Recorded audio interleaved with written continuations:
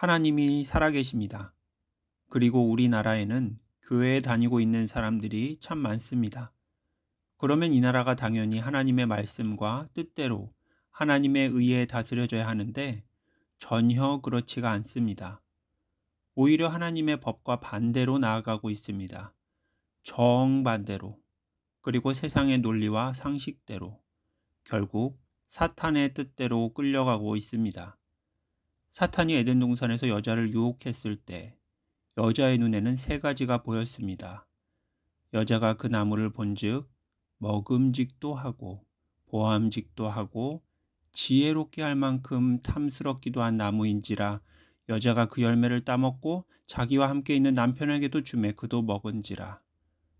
사람은 이 세 가지에 넘어갔습니다. 그리고 여전히 이 세 가지 유혹에서 벗어나지 못하고 있습니다. 우리는 스스로 먹음직스럽게 보이려고 노력하고 있습니다. 이게 무슨 소리일까요? 요즘 사람들은 입으로 복음을 전도하지 않습니다. 절대로 전도하지 않습니다. 삶으로 보여준다는 것입니다. 이게 얼마나 말도 안 되고 기괴한 발상입니까? 단체 놀이 중에 낱말 맞추기라는 것이 있습니다. 단어를 보여주고 그 단어를 몸으로 표현하여 다른 사람이 글자가 아니라 몸으로 하는 표현만 보고 그 단어를 맞추는 놀이입니다. 그거 아주 어렵습니다. 물론 놀이를 위해서 선택된 단어이니까 맞추라고 그 놀이를 위해서 특별히 준비한 단어이니까 그래도 쉽습니다. 그런데 과연 상대방이 평소에 관심도 없고 들어본 적도 없는 전혀 관련 지식이 없는 새로운 단어를 몸으로 표현한다면 그걸 과연 맞출 수 있을까요? 그게 단어가 아니라 문장이라면요. 한 문장이 아니라 여러 문장이라면요. 아무리 서로를 잘 아는 부부 사이라도 그걸 맞추는 것은 불가능한 일입니다. 그런데 요즘 믿는 사람들은 그 불가능에 너도 나도 도전하고 있습니다. 물론 전혀 아무런 효과가 없습니다. 만약에 예수님이 오셔서 우리에게 아무 말씀도 안 하시고 평생 빙긋 웃기만 하다가 가셨다면 그래도 이해가 됩니다. 예수님이 그렇게 하셨으니까요. 그러면 우리도 똑같이 그렇게 해야죠. 예수님의 제자들도 그리고 사도 바울도 그냥 평생 아무 소리도 안 하고 사람들 곁에 가서 조용히 가만히 함께 있어만 주었죠? 아니요. 그들은 모두 죽기까지 말씀과 복음을 전했습니다. 감옥에 갇혀도 돌에 맞아도 십자가에 매달려도 끝까지 복음을 전했습니다. 그런데 예수님을 믿고 그 제자들과 함께 제자가 된 우리들은 어디서 해괴망측한 가르침을 듣고서 너도 나도 무건수행을 하고 있습니다. 그저 먹음직스럽게 보이려고만 합니다. 그러면 저 사람들이 집중해서 보고 다 잘 알아듣고 저절로 주님을 반드시 믿게 될 거라는 것입니다. 이것은 사탄의 방식입니다. 세상 사람들도 다 아는 걸 우리만 모르고 있습니다. 언행일치라고 들어보셨나요? 말로 꺼낸 것을 삶으로 보여줘야지 의미가 있는 것이지 뭐가 무서워서 말 한마디 못하는 걸 그걸 믿으라고요? 그런 걸 왜 믿습니까? 또 우리는 스스로 보암직하게 살려고 노력합니다. 우리가 누구입니까? 바로 하나님을 믿는 사람들입니다. 그러니까 주일이 되면 교회 가고 예배도 드리고 찬송도 드리고 헌금도 드리고 교제도 나누고 봉사도 하고 성경 공부도 하고 여러 가지 일들을 부지런히 열심히 합니다. 거기서는 잘 웃고 잘 양보하고 잘 나누고 말도 곧잘 합니다. 그런데 교회 밖으로만 나오면 돌변합니다.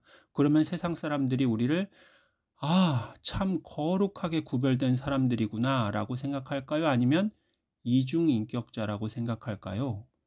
우리는 마치 카멜레온이라는 동물처럼 교회에서는 교회 사람처럼 세상에서는 세상 사람처럼 그렇게 보이려고 진심으로 온 힘을 다해 애를 쓰며 살아갑니다. 그래서 세상 사람들이 교회 다니는 사람들을 싫어하는 것입니다. 마지막으로 우리는 지혜롭게 할 만큼 탐스러운 것에 열광합니다. 정치, 권력, 힘의 논리, 성공, 돈에 대해서 아주 관심이 많습니다.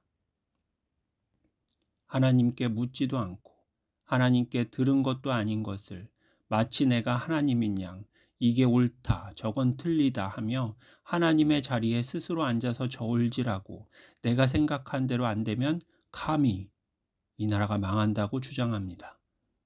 하나님이 아니라 그냥 내 마음에 드는 사람을 내가 골라서 그 말이 맞다고 믿으며 살아갑니다. 사람은 그냥 선악과를 먹고 싶은 것이 아니었습니다. 사람은 자기도 하나님과 같이 되기를 원했던 것입니다.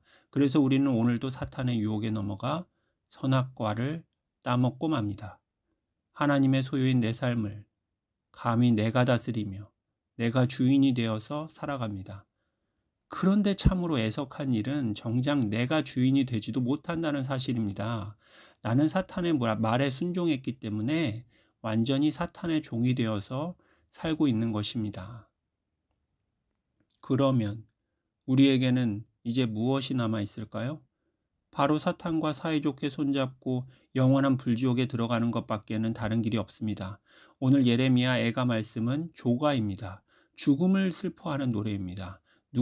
과연 누구의 죽음일까요?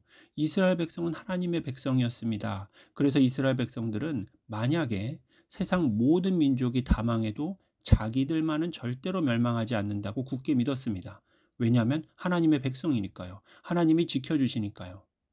그러나 그 하나님이 직접 성전을 무너뜨리셨고 그 백성을 망하게 하셨습니다. 왜냐하면 하나님이 은혜로 백성 삼아주신 그 백성이 하나님의 말씀을 따라 살지 않았기 때문입니다. 우리도 똑같습니다. 우리는 마치 우리 지갑에 구원 티켓을 수십 장은 넣고 다니는 사람들처럼 행동하며 살아갑니다. 아주 평안하고 아주 기쁘고 아주 자신만만합니다. 그런 우리에게 하나님은 오늘 이렇게 말씀하십니다. 지나가는 모든 사람들이여, 너희에게는 정말 관계가 없는가? 오늘 예레미야 애가 말씀은 조가입니다. 죽음을 슬퍼하는 노래입니다. 과연 누구의 죽음일까요? 아직은 우리의 삶이 꺼지지 않았습니다. 하지만 분명히 다른 누군가의 삶은 이미 꺼졌습니다.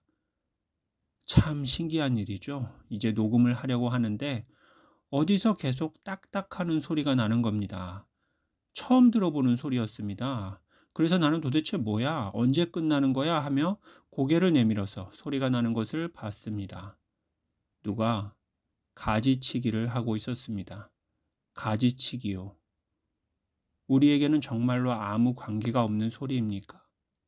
주님께로 돌아가야 합니다. 주님께로 돌아가야 합니다. 주님께로 돌아가야만 합니다. 하나님의 나라와 하나님의 뜻이 우리 모두와 이 땅 가운데 온전히 이루어지기를 소망하며 기도합니다. 할렐루야.